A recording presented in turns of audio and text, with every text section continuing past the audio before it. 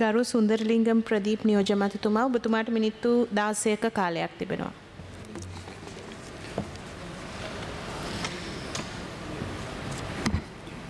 சபைக்கு தலைமை தாங்கும் கௌரவ உறுப்பினர்களே, இன்றைய இந்த வரவு செலவு திட்டத்திலே நாங்கள் பெருந்தோட்டம் மற்றும் சமூக உட்கட்டமைப்பு வசதிகள் அமைச்சினுடைய இந்த வரவு செலவு திட்டத்தின் இன்றைய தினம் நாங்கள் இரண்டு விதமாக இதை பார்க்கலாம். ஒன்று பெருந்தோட்டம், அதாவது இந்த பெருந்தோட்டம் என்பது தேயிலை, ரப்பரை, தென்னை இது சார்ந்த விடயங்களாகும். அதோடு அந்த உற்பத்தியில் ஈடுபடுகின்ற அல்லது அது தொழில் ஈடுபடுகின்ற மக்களை குறிப்பதற்காக சமூக உட்கட்டமைப்பு வசதிகள் என்ற இரண்டாக இந்த வரவு செலவு திட்டத்திலே நாங்கள் பார்க்கலாம். விசேடமாக இவ்வளவு காலங்களாக ஆட்சியில் இருந்த அரசாங்கங்கள் எமது அமைச்சுக்கான நிதியினை அல்லது எங்கள் மக்களுடைய அபிவிருத்திக்கான நிதியினை மிக குறைந்த அளவே ஒதுக்கியிருந்தார்கள். எனினும் எங்களுடைய அரசாங்கம் இம்முறை வரவு செலவு திட்டத்திலே கிட்டத்தட்ட 17,738 மில்லியன் ரூபாவை ஒதுக்கி இந்த மக்களுக்கு மிகப்பெரிய நன்மையை எமது அரசாங்கம் செய்திருக்கிறது. அது மட்டுமல்லாது பெருந்தோட்ட பயிர்கள் மற்றும் நிறுவனங்கள் முதலீடு போன்ற துறைசார் அபிவிருத்திக்கு கிட்டத்தட்ட 8,815 மில்லியன் ரூபாவை எமது அரசாங்கம் ஒதுக்கியிருக்கிறது. மலையக மக்களின் சமூக உட்கட்டமைப்பு அபிவிருத்திக்கு 7,923 மில்லியன் ரூபாவை எமது அரசாங்கம் ஒதுக்கியிருக்கிறது. அது மட்டுமல்ல சபை முதல்வர்களே, வேலையற்ற இளைஞர் யுவதிகளுக்காக தொழில் பயிற்சி, காணி உறுதி பத்திரம் வழங்கல் மற்றும் 50 வீட்டு அலகுகளுக்கு கூரை தகடுகள் வழங்குவதற்காக கிட்டத்தட்ட 1,800 மில்லியன் ரூபாவை எமது அரசாங்கம் இம்முறை ஒதுக்கியிருக்கிறது. மேலும் பாடசாலை சிறார்களுக்கு சுகாதாரம், போசாக்கு என்பவற்றை திருப்தியற்ற நிலையிலே காணப்படுகின்றது மலையக பகுதியிலே. இன்று மலையக பகுதியை எடுத்துக்கொண்டால் இன்று போசாக்க குறைவான அதிகமான மாணவர்கள் இருக்கின்றார்கள். எனவே அந்த போசாக்கை ஊக்குவிப்பதற்காக இன்று பல்வேறுபட்ட திட்டங்களை இந்த வரவு செலவு திட்டத்தின் மூலமாக எமது அரசாங்கம் நடைமுறைப்படுத்த காத்திருக்கிறோம். அது மட்டுமல்லாது 5 வயதுக்கும் குறைந்த 21,000 பிள்ளைகளின் நலன் கருதி போசாக்கு வேலை திட்டத்துக்காக கிட்டத்தட்ட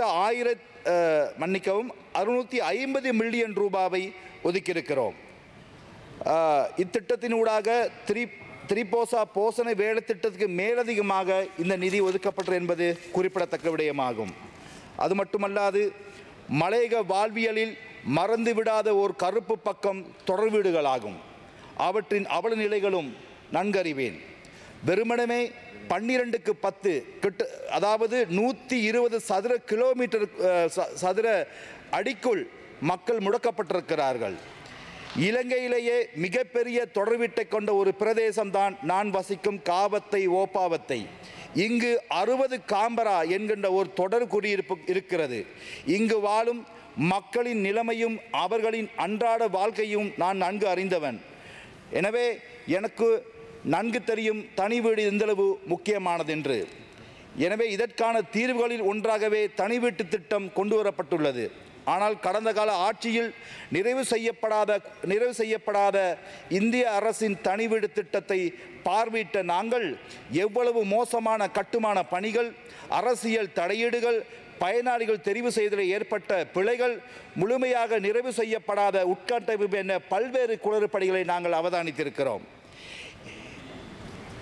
அதனை களைந்து மலையக மக்களின் தனி வீடு மற்றும் காணி பிரச்சனையை தீர்ப்பதற்காக இந்திய அரசின் 10,000 வீட்டு திட்டம் உதவியுடன் இலங்கை அரசு கிட்டத்தட்ட நாங்களும் நிதியை ஒதுக்கி எமது நிதியாக 4,267 மில்லியன் ரூபாவை இம்முறை நாங்கள் ஒதுக்கி செய்திருக்கிறோம். இதன் மூலம் கிட்டத்தட்ட 4,700 வீடுகள் புதிய வீட்டு கட்டுப்பணிகளை ஆரம்பிக்கப்படுவதுடன் 1,300 வீடுகள் முழுமையாக பூர்த்தி செய்யும் சவாலையும் நாங்கள் ஏற்றிருக்கின்றோம். மொத்தமாக 2025 இந்த வருடத்துக்குள் நாங்கள் 6,000 வீடுகளை கட்டி முடிப்பதற்கு நாங்கள் உத்தேசித்திருக்கிறோம். எனவே இலங்கை வரலாற்றில் மலையக தமிழ் மக்களுக்கு கட்டப்படுகின்ற மிக அதிகமான வீடுகள் என்பதை நான் இந்நேரத்திலே கூறிக்கொள்ள விரும்புகிறேன். புதிய கிராமங்கள் அபிவிருத்தி அதிகார சபை, அதாவது நிவிடா, மீளவும் உயிரூட்டுவதற்காகவும் சௌரியமூர்த்தி தொண்டமான் ஞாபகார்த்த மன்றத்தின் அபிவிருத்திக்காகவும் நாங்கள் 417 மில்லியன் ரூபாவை நாங்கள் ஒதுக்கியிருக்கிறோம். அது மட்டுமல்லாது இதனூடாக மலையக வேலையற்ற இளைஞர்களுக்கு தொழிற்பயிற்சி புதிதாக வழங்குவதோடு அவர்களது கற்கணிகளுக்கு சர்வதேச மட்டத்தில் கொண்டு செல்வதற்கு நாங்கள் திட்டங்களை தீட்டியிருக்கிறோம். இதனை கூர்ந்து அவதானித்தால் கடந்த காலங்களை விட தற்போது எமது அரசாங்கமே சுமார் 2800 மில்லியன் ரூபாய்க்கு மேலதிகமான நிதியை எமது மலையக உறவுகளுக்காக ஒதுக்கியிருப்பதை நாங்கள் எண்ணி மகிழ்ச்சி அடைகிறோம். மலையகத்தை பிரதிநிதிப்படுத்துகின்ற கலை கலாச்சார பாரம்பரிய அம்சங்களை அடங்கிய கற்கநெறி பாடமாக்கப்பட்டு அவற்றுக்கான விசேட பட்டங்கள் வழங்கப்பட வேண்டும். இதற்காக தேசிய பல்கலைக்கழகங்களை கலாச்சார நிலங்களுடன் இணைப்பு செய்து அதற்குரிய விசேட பட்டங்களை வழங்குவதற்கு நாங்கள் திட்டங்களை தீட்டியிருக்கிறோம். எனவே இரம்படை கலாச்சார மண்டபம், நோவுட் மைதானம் என்பவற்றை நவீனமயப்படுத்தி மலையக சொந்தங்களுக்கு பயனுள்ள இடங்களாகவும் களங்களாகவும் மாற்றியமைப்பதற்கான வழிகளை செய்து வருகிறோம். மலையக ஆசிரியர்களின் கணித விஞ்ஞானம் மற்றும் தகவல் தொழில்நுட்ப ஆசிரியர்களுக்கான விசேட பயிற்சிகளை நாங்கள் வழங்குவதற்காக நாங்கள் தீர்மானித்திருக்கிறோம். மேலும் பாடசாலைகளில் இன்னும் முழுமையாக தீர்வு காணப்படாத பிரச்சனையாக குடிநீர் மற்றும் மலசலக்கூடமின்மை நிலவுகிறது. அத்தோடு 800க்கும் மேற்பட்ட பாடசாலைகளுக்கு காணியுண்டு. ஆனால் அந்த காணிக்கு காணி உறுதிப்பத்திரம் இதுவரைக்கும் வழங்கப்படவில்லை. எனவே மிக விரைவிலே மலையக பகுதியில் இருக்கின்ற பாடசாலைகளுக்கு காணி உரிமை வழங்கப்படும் என்பதை நாங்கள் கூறிக்கொள்ள விரும்புகிறோம். இயற்கை அனர்த்தங்களால் மலையக மக்களின் வீடுகளுக்கு ஏற்படும் சேதங்களுக்கும் நிவாரண நிதியாக வெறுமனமே 10,000 ரூபாய் தான் வழங்கப்படுகின்றது. எனவே நாங்கள் சட்டங்களை மாற்றி நாங்கள் ஏனைய மக்களுக்கு கிடைக்கின்ற அந்த தொகையை வழங்குவதற்கு நாங்கள் ஏற்பாடு செய்த தீர்மானித்திருக்கிறோம். மலையக பகுதிகளிலே முறையான குப்பைகளை அகற்றும் வேலை திட்டங்கள் இன்னும் கிடையாது. அதனால் மக்கள் சுகாதார ரீதியாக பல்வேறுபட்ட அசௌகரியங்களுக்கு எதிர்கொள்கின்றார்கள். எனவே அந்த முறையான குப்பைகளை அகற்றும் திட்டங்களையும் நாங்கள் நடைமுறைப்படுத்த தீர்மானித்திருக்கிறோம். பெருந்தோட்டங்களை மையமாக கொண்டு இயங்கி வருகின்ற மற்றும் மூடப்பட்ட பல தோட்ட வைத்தியசாலைகள் அரசின் கீழ் கொண்டு வருவதற்கான முயற்சிகளை மேற்கொள்ளப்பட்டு வருகின்றது. எனவே இதனூடாக ஒவ்வொரு பிரதேசங்களின் தேவையை அறிந்து செயலாற்ற வைத்தியசாலைகளுக்கு நிரந்தர தீர்வு கிடைக்கப்பெறும். மலையகத்தில் மூடப்பட்ட மற்றும் மூடும் நிலைமைகளில் காணப்படுகின்ற சிறுவர் முன்பள்ளி நிலையங்கள் புனர்நிர்மாணம் செய்யப்பட்டு இயங்கு நிலைக்கு நாங்கள் கொண்டு வர இருக்கிறோம். உதாரணமாக சொல்ல போனால் நான் இருக்கும் காவத்தை ஓப்பாவத்தை பகுதியிலே அந்த தோட்டங்களில் இருக்கின்ற மக்களுக்கும் அதே போல் அந்த கிராமத்தில் இருக்கின்ற சிங்கள மக்களுக்கும் மிகவும் பயனுள்ளதாக இருந்த வைத்தியசாலை இன்று விசேட அதிரடிப்படை முகாமாக மாற்றி அந்த வைத்தியசாலை மூடப்பட்டிருக்கின்றது. எனவே இவ்வாறான வைத்தியசாலைகள் உடனடியாக அரசு பொறுப்பேற்று அங்கு MBBS வைத்தியரை நியமித்து அந்த மக்களுக்கு சேவையாற்ற வேண்டும். எனவே நாங்கள் நினைக்கின்றோம் இந்த வருடத்துக்குள்ளே அதையும் நாங்கள் செய்து முடிப்போம் என்று நாங்கள் கூறிக்கொள்ள விரும்புகிறோம்.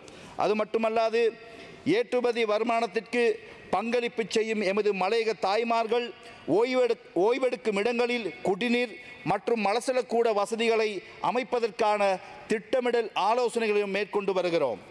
மலையகத்தில் பாதை அபிவிருத்தி ஒரு முக்கிய தேவையாக உள்ளது. அதே போன்று வீதி மின்சாரம் ஆகிய முக்கிய தேவைகளையும் இந்த நிதியினூடாக நாங்கள் அந்த மக்களுக்கு செய்ய இருக்கிறோம். எனவே ஒவ்வொரு மாகாண நிதி ஒதுக்கீட்டிலும் தேசிய வீதி அபிவிருத்தி நிதி ஒதுக்கீட்டிலும் மலையக போக்குவரத்து பாதைகளை விருத்தி செய்வதற்கான நிதி ஒதுக்கீடுகள் இடம்பெற்றுள்ளன. இருப்பினும் இனிவரும் காலங்களில் இதனை தேவையறிந்து மேலும் போக்குவரத்து பாதை விருத்தி செய்யப்படும். சொந்த வீட்டில் வாழும் என்ற எண்ணம் மலையக தமிழ் மக்களின் ஏக்கம். அதனை நிறைவேற்றுவதற்காக எத்தனையோ தாய் தந்தை மற்றும் சகோதர சகோதரிகள் கொழும்பிலும் வேறு பிரதேசங்களிலும் ஏன் வெளிநாடுகளிலும் கூட வேலை செய்கிறார்கள். இவர்களது கடின உழைப்பால் கட்டப்பட்ட எத்தனையோ வீடுகளுக்கு காணி உரித்து கிடையாது. இதனை பெற்றுத் தருவதிலும் அதேவேளை தொடர் குடியிருப்புகளில் வாழ்கின்ற அரச உத்தியோகத்தர்களுக்கும் தனி குடியிருப்புகள் பெற்றுக் கொடுப்பதிலும் அக்கறை செலுத்தி வருகிறோம். அதாவது இன்று மலையக பகுதியிலே மக்கள் தங்கள் சொந்த உழைப்பிலே கட்டப்பட்ட வீடுகள் சில நேரம் தோட்ட நிர்வாகம் அவர்களுக்கு எதிராக வழக்கு தாக்கல் செய்து அந்த வீட்டை தோட்ட நிர்வாகம் மீண்டும் எடுத்துக்கொள்கின்றார்கள். இது அந்த மக்களுக்கு இழைக்கப்படுகின்ற பாரிய அநீதியாகும். கேட்டால் அத்துமீறி வீடு கட்டினார்கள் என்று கூறுகிறார்கள். எனவே அந்த மக்களுக்கு அந்த கட்டிய வீடு அவர்களுக்கு சொந்தமாக வழங்க வேண்டும் என்பது எமது குறிக்கோள். நிச்சயம் நாங்கள் அதையும் செய்வோம் என்று நாங்கள் கூறிக்கொள்ள விரும்புகிறோம். அது மட்டுமல்லாது மலையகத்தில் குடிநீர் 80% என புள்ளி விவரங்கள் காட்டப்பட்டாலும் சுத்தமான சுத்திகரிக்கப்பட்ட தொற்று நீக்கிய குடிநீர் கிடைப்பது பேரளவிலே காணப்படுகின்றது. இன்று மலையகம் என்று சொன்னால் அங்கு நீர்வளம் பொருந்திய பிரதேசம். ஆனால் அந்த மலையக மக்களுக்கு குடிப்பதற்கு சுத்தமான நீர் இன்றும் பெற்றுக்கொள்வதிலே மக்கள் இடர்படுகின்றார்கள். இன்றும் அந்த மக்கள் அசுத்தமான நீர்களை அருந்தியதன் காரணமாக பல்வேறுபட்ட நோய் தொற்றுக்கு உள்ளாகி அந்த மக்கள் சுகாதார ரீதியாக பாதிக்கப்படுவதை நாங்கள் அவதானித்திருக்கிறோம். 50% பாடசாலைகளுக்கு குடிநீர் வசதி இல்லை. உலக வங்கி கிட்டத்தட்ட 80 கோடி ரூபாய் செலவில் கட்டிடங்கள் கட்டி கொடுத்தாலும் அந்த கட்டிடங்களுக்கும் இதுவரைக்கும் நீர் வசதி வழங்கப்படாமை இங்கு நாங்கள் கூறிக்கொள்ள விரும்புகிறோம். அது மட்டுமல்லாது முறையான தொடர்பு காணப்படவில்லை. அஞ்சல் வலையமைப்பு மலையகத்தில் எட்டாக்கணியாகவே இருக்கிறது. இன்று எங்கள் அனைவருக்கும் தெரியும் சிலோன் டீ. இன்று உலகத்திற்கு சிலோன் டீ ஊடாக இலங்கையை அறிமுகம் செய்தவர்கள் எமது மலையக தமிழ் மக்கள். ஆனால் இவர்களுக்கு இதுவரைக்கும் ஒரு கடிதம் சென்றடைவதற்கு அவர்களுக்கு ஒரு முகவரி வழங்கப்படவில்லை. எனவே நாங்கள் கிளீன் ஸ்ரீலங்கா ஊடாக நாங்கள் மலையக மக்களுக்கு நாங்கள் ஒரு முகவரியை வழங்குவதற்கு நாங்கள் தீர்மானித்திருப்பது இந்த மக்களுக்கு கிடைத்த மிகப்பெரிய வெற்றியாக நான் கூறிக்கொள்ள விரும்புகிறேன்.